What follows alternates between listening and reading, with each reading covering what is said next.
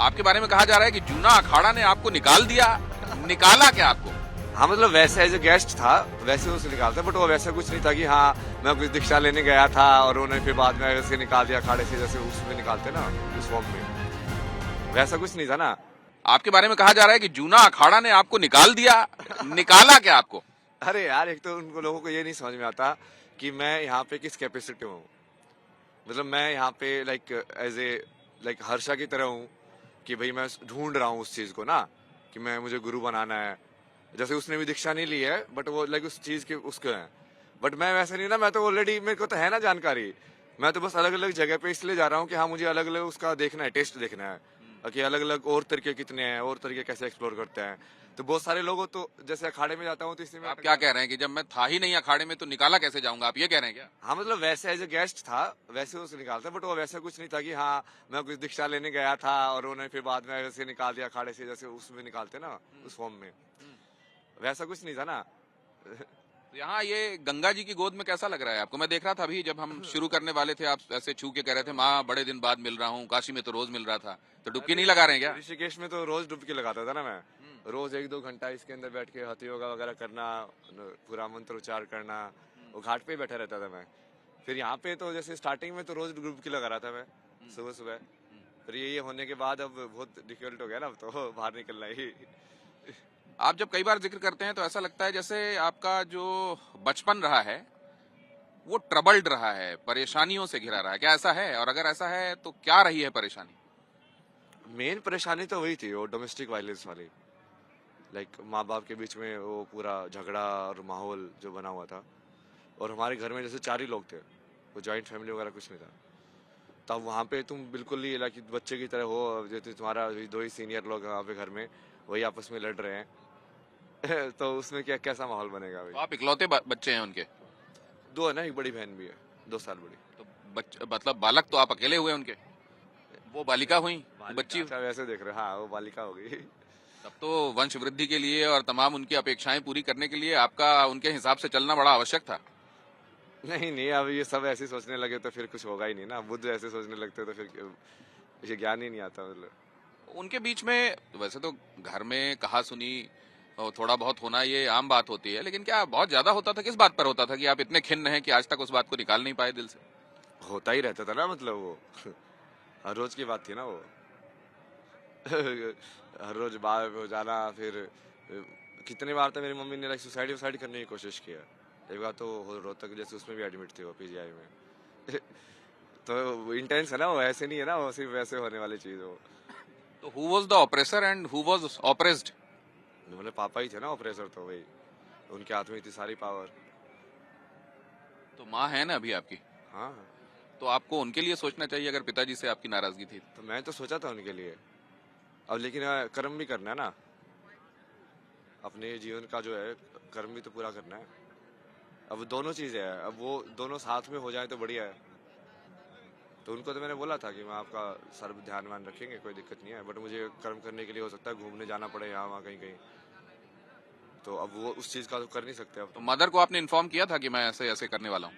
अरे यार, ये सब कुछ ये दिखा ऐसे रहे लोग कि ये बिल्कुल मैंने एकदम से ऐसा कुछ छोड़ के ऐसे, ऐसा कुछ नहीं हुआ है। बिल्कुल slow by slow, like step by step. Like सबको पता था कि हाँ मैं ये चीज कर रहा हूँ। उनको बिल्कुल पता था कि हाँ, उससे पहले तो मैं सदगुरु के आश्रम में जाके 9 महीने सीख के आया था। तो ऐसा कुछ नहीं था कि उनको पता नहीं है कि हाँ मैं किस चीज की डायरेक्शन में जा रहा हूँ या मैं ये क्या। बाल आपने कब कटाना बंद किया या ये दाढ़ी कब रखनी शुरू की? मतलब कितने महीने हो गए कि आपने बाल बढ़ाने शुरू नहीं कटवाए आपने? बाल को तो मैंने हिमाचल में कटवाए थे जब मैं यात्रा में था। तो दाढ़ी तो कटाता रहता हूँ बीच बीच में। तो बाल आखिरी बार कब कटाए थे आपने? बाल तभी कटाया था, 7-8 महीने हो गए। 7-8 महीने? हाँ। उसके पहले बाल वगैरह कटा रहे थे आप? नहीं नहीं, उसको ऐसी कोई दिक्कत नहीं है ना मेरे को। तो बाल दाढ़ी कटाने वटाने में कब तुम कटा लोगे तो कृष्ण बन जाओगे। महादेव के भी बहुत सारे रूप है। जैसे एक में वो बिल्कुल वो दाढ़ी वाड़ी वैसे वाले होते हैं, एक में बिल्कुल वो क्लीन शेव वैसे वाले बैठे रहते हैं ध्यान के अंदर। तो वो उससे फर्क नहीं पड़ता ना बाहर वाली अपीयरेंस से। वो तो दुनिया वालों को ज्यादा फर्क पड़ता है उससे कि तुम बाबा जैसे दिख रहे हो कि नहीं दिख रहे हो। नहीं, कई लोग ये कह रहे हैं कि महाकुंभ इतना बड़ा जुटान 40 करोड़ के आसपास लोग आने वाले हैं, तो बाबा के दिमाग में ये मतलब ये क्या एक स्ट्रैटेजी के तहत रहा है कि अब बाबा वेशभूषा में भी दिखा जाए? मतलब ये मैं नहीं बनाता ना, स्ट्रेटेजी है तो स्ट्रेटेजी, मतलब जब मैं पीछे मुड़ के देखता हूँ तो मुझे भी लगता है यार ये हुआ तो बड़ी तरीके से, मतलब कितने सारे कोइंसिडेंस एक साथ हुए, बट वो फिर मैं नहीं करता ना, वो महादेव करते हैं। मतलब मैं सिर्फ वो जो बोलते हैं, जैसे आज उन्होंने बोला कि अच्छा ये ऐसे पहन, ये लंगोटी वाली ना, धोती की बजाय हाँ, दंड पे गिर ये गया। दंड गिर गया आपका, लेकिन तैर रहा था, हैं? नहीं नहीं, ये गंगा के अंदर है ना ये हाँ, उसके अंदर ताकत भी है बहुत सारी, हाँ। तो ऐसे उसको लुंगी की तरह तो ये पहनना इसको है। ऐसे रखिए ना जैसे आप रखते हैं ऐसे, और इसमें हाथ कैसे रखते हैं आप? हाँ, ठीक है। वो तो ध्यान जब जरूरत होती है तब यूज करता हूँ मैं उसको भी। अच्छा, जब वैसे नॉर्मली भी मैं कर सकता हूँ, मतलब हाथ तो से। मतलब लास्ट वो जो आप टी शर्ट जीन्स और उस वाली वेशभूषा में, और बाल कटे हुए क्लीन शेव, मतलब वो जो दुनियादारी वाला लुक आप पहले आपने रखा हुआ था, वो लास्ट कब था? नहीं नहीं, वो तो बहुत ऋषिकेश में भी था, पूरा क्लीन शेव, बाल ऐसे ही थे बट पूरा क्लीन शेव, लाइक बढ़िया बढ़िया कपड़े कपड़े धो के वहाँ पे आश्रम में रहते थे, धो धो के अच्छे से रहते थे, उसमें कोई दिक्कत नहीं है। वो तो थोड़ा काशी के बाद और फिर यहाँ पे जैसे आए ना, तो थोड़ा इतना ज्यादा अनस्टेबिलिटी हो गई अभी कि अब वो चीज करने का कुछ मौका ही नहीं मिल रहा है। तो अभी कपड़े धोना वगैरह कितने कितने दिनों में आप ये कर पा रहे हैं आप? अभी तो कर ही नहीं पा रहे ना, अब क्या कहाँ पे करेंगे, कैसे करेंगे, अभी तो कोई जगह है वो, मतलब तब जाके कर सकते हैं। कितने जोड़े कपड़े अभी आपने रखे हैं जिनको बदल के पहनते रहते हैं? अभी तो सिर्फ यही है। एक और कुर्ता है इसके अलावा, बस यही है जो पहना हुआ तो डुबकी लग रही है रोज आपकी यहाँ? है। नहीं नहीं, रोज नहीं लग रही है? ये अब एक दिन तो लगी नहीं ना, उसकी वजह से वो इस अंदर रहने का इंतजाम इधर ऐसा हुआ नहीं, वो बाहर रहे, फिर वहां से डुबकी लगाने के लिए आना, तो वही गाड़ी वाड़ी का इंतजाम भी है, मेरे पास तो कुछ भी नहीं है ना। अब बाहर वैसे निकलोगे तो तुम बहुत दिक्कत हो जाएगी भाई। तो आपके साथ जो चीजें होती चली गई आज जहां आप अपने आप को पा रहे हैं, तो वो जो दुश्वारियां भी हुई, उसको ब्लेसिंग इन डिस्गाइज मानते हैं क्या आप? सब कुछ, वो लाइफ में स्पिरिचुअलिटी का मेन मकसद ही यही होता है कि तुम सारी जितनी भी चीज़ें हुई हैं सबको मानोगे कि वो एक के बाद एक सिंक के अंदर है, एक कड़ी के अंदर है, और वो चाहे बुरा हुआ या चाहे अच्छा हुआ हो। जैसे आप पेरेंट्स का ही पूछोगे तो मैं तो यही मानता हूँ, ठीक है ना, उनकी वजह से वो ऐसे लिखा होगा कि हाँ मेरे इंक्लिनेशन वो कर्म है ही नहीं, तो तुम उसी डायरेक्शन में चले जाओ। वो कहानी कैसे रची है उसने वो उसको ही पता है ना, वो एग्जैक्टली कि हाँ। तो अगर ऐसा है तब तो आपको नाराजगी होनी नहीं चाहिए अपने पिताजी से भी। नहीं नहीं, मेरे को पर्सनल कुछ नहीं है ना, यदि पर्सनल नाराजगी होती तो मैं क्या कहाँ का स्पिरिचुअल होता, बट मेरे को तो सिर्फ कर्म के हिसाब से देख रहा हूँ ना मैं, और वो उस धर्म के अंदर या जिस रिश्ते के अंदर बांधना चाहते हैं, मैं बंधने वाला नहीं हूँ ना। तो ये आप जब कह रहे हैं कि सब कुछ इन सिंक होता है, तो कितना इन सिंक और सब कुछ प्री डेस्टाइंड आप मानते हैं, और कितना फ्री विल होती है? ये बहुत बढ़िया क्वेश्चन है। हाँ? एक देवी ने किया था ये क्वेश्चन, वाह भैया क्या क्वेश्चन है यार, ये काफी सही है।